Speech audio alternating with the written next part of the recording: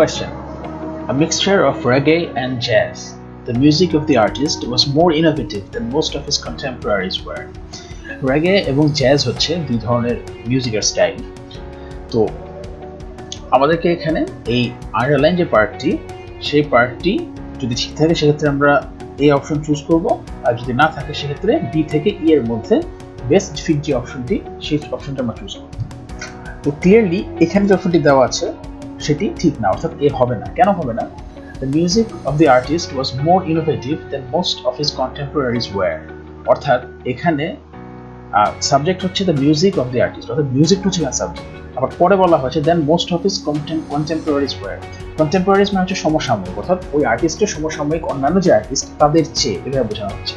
তো তুলনা হচ্ছে আর্টিস্ট আর কন্টেম্পোরারির মধ্যে, কিন্তু সেন্টেন্সের স্ট্রাকচারের কারণে যেহেতু এখানে মিউজিক হচ্ছে আমাদের সাবজেক্ট, দেখে মনে হচ্ছে যে তুলনাটা হয়ে গেছে দ্য মিউজিকের সাথে ওই আর্টিস্টের কন্টেম্পোরারি অন্যান্য আর্টিস্টের সাথে। সুতরাং এরকম স্ট্রাকচারের সেন্টেন্স অ্যাকসেপ্টেবল না, সুতরাং এ হচ্ছে না।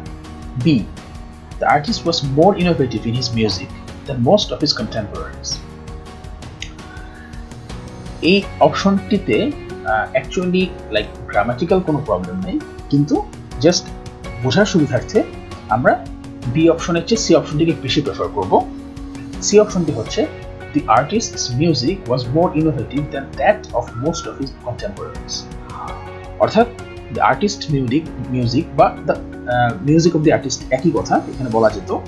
then that, এই thatটা হচ্ছে এখানে অ্যাকচুয়াল ব্যাপার।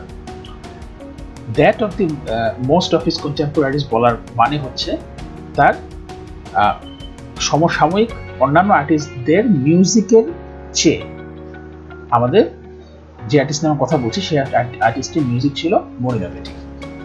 অর্থাৎ এই দ্যাটটার কারণে আমাদের সেন্টেন্স স্ট্রাকচার ঠিক থাকছে এবং আমরা সি অ্যান্সারটাকে সিলেক্ট করছি। সুতরাং আমাদের আনসার হচ্ছে সি।